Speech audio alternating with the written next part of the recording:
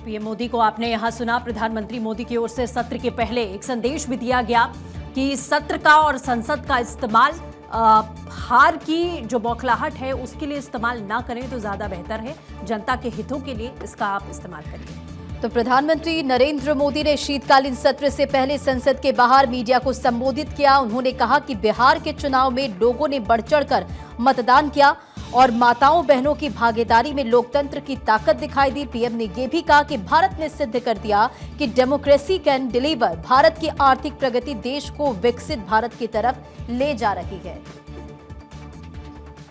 Political editor Aditi नागर इस समय हमारे साथ में जुड़ चुके हैं। अदिति, प्रधानमंत्री को हमने सुना, उन्होंने शीतकालीन सत्र कैसे सुचारू रूप से संचालित हो इसका जिक्र किया और विपक्ष से इस बात की अपील भी की है कि आप सत्र को चलने दीजिए, चाहे वो हार का सामना आपको करना पड़ा हो, क्योंकि उन्होंने ये भी कहा कि कुछ लोग हैं जो अभी तक हार का सामना नहीं कर पाए। बिहार चुनाव का समय हो गया है लेकिन अभी भी वो उसी में घिरे हुए हैं। अदिति।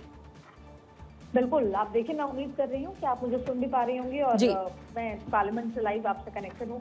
सबसे इम्पोर्टेंट बात यह है कि प्रधानमंत्री नरेंद्र मोदी ने पूरा जो सत्र 15 दिन रहने वाला है उसका डायरेक्शन के साथ साथ देश में किस तरीके के फिलहाल हालात हैं, एक बात उन्होंने कही कि ड्रामा नहीं, डिलीवरी देनी होगी और हंगामा, नारे नहीं, आपको नियत तय करनी होगी आपको कि किस लिहाज से आप जब सत्र में आते हैं तो आपको क्या डिलीवरी देनी है। विपक्ष भी एक बहुत इम्पोर्टेंट पिलर है लोकतंत्र का और ऐसे में केवल आप नारेबाजी करें, हंगामा करें, अपनी हार का ठीकरा आप संसद के अंदर उतारें, ये ठीक नहीं है। प्रधानमंत्री नरेंद्र मोदी ने आज जो अपने संबोधन में कहा वो साफ है कि जो ये 15 सिटिंग का जो सत्र होने वाला है, उस सत्र के दौरान केवल और केवल जनता से जुड़े हुए मुद्दे, जनता के हित के मुद्दे, उन पर फोकस किया जाए। उन्होंने एक बात बहुत महत्वपूर्ण कही कि किस तरीके से पिछले कुछ समय में जो लोकसभा राज्यसभा का जो सत्र है, जो पार्लियामेंट सत्र, उसको एक बैटल ग्राउंड की तरह ट्रीट किया जा रहा है, या तो कभी हार के बहानों के लिहाज से, या जहां चुनावी मैदान की तरह ट्रीट किया जा रहा है, जहां वो लड़ने जाना चाहते हैं वहां के लिए अपने लिए चुनावी मैदान तैयार करते हैं। और उन्होंने साफ कहा कि पार्लियामेंट का जो सेशन है वो ड्रामे के लिए नहीं, डिलीवरी के लिए होना चाहिए और डिलीवरी पब्लिक के लिए होना चाहिए। इसलिए आपकी जवाबदेही बनती है। अगर अब भी आप सदन नहीं चलने देंगे, ऐसे ही हंगामा करते रहेंगे, तो जनता सब जानती है कि क्या नियत के साथ आप आए हैं।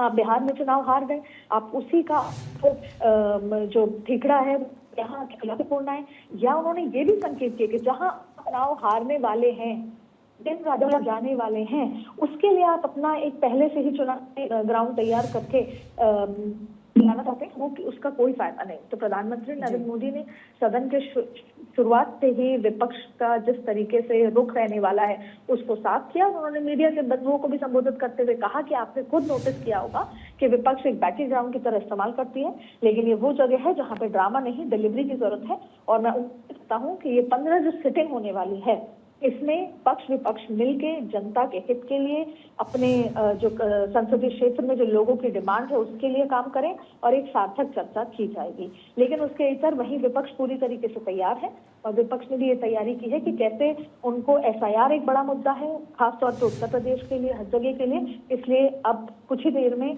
जब सत्र शुरू होगा तो आप देखेंगे कि विपक्ष का क्या नैरेटिव है, विपक्ष का क्या रुख है।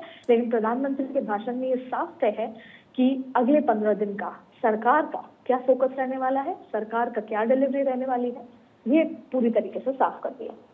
बिल्कुल अदिति, देखिए सरकार ने कल सर्वदलीय जब बैठक हुई तब उसमें भी इस बात का जिक्र किया गया और पीएम ने भी पूरी रूपरेखा यहां पर बयां की कि संसद का जो सत्र है वो नियमों को बनाने के लिए होना चाहिए। जो जितने भी विधेयक यहां पर पेश किए जाने हैं, बिल पेश किए जाने हैं, उसे लेकर होना चाहिए, ना कि एक अखाड़ा बना देना चाहिए, ना कि गुस्सा निकालने की एक जगह बना देनी चाहिए। लेकिन विपक्ष भी अपनी कन्वीनियंस, अपनी सुविधा के मुताबिक एकजुट होता है।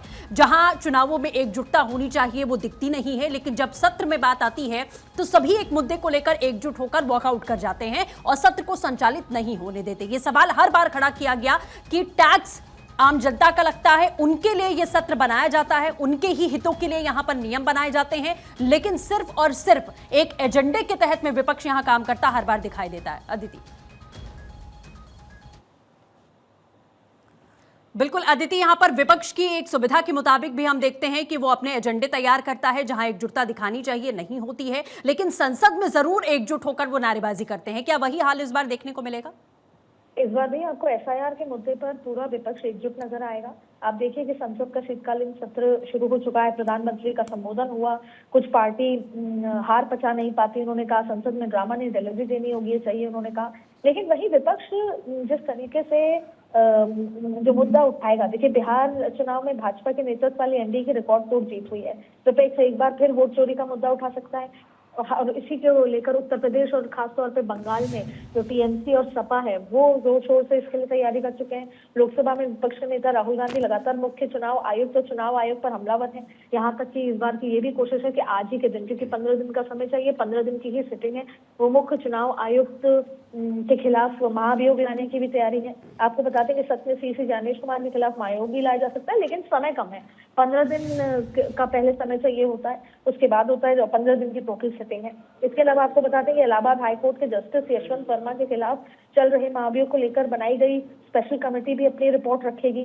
जस्टिस वर्मा के बंगले पर बने जो सर्वेंट क्वार्टर थे, जो 14 मार्च को जले हुए नोट बरामद हुए, उसको लेकर जो कमेटी थी उस पर भी चर्चा होगी। इसके अलावा सरकार दिल्ली के 10 नवंबर जो ब्लास्ट हुआ, तो विपक्ष सरकार के खिलाफ इस पर सवाल पूछेगी, जवाबदेही मांगेगी।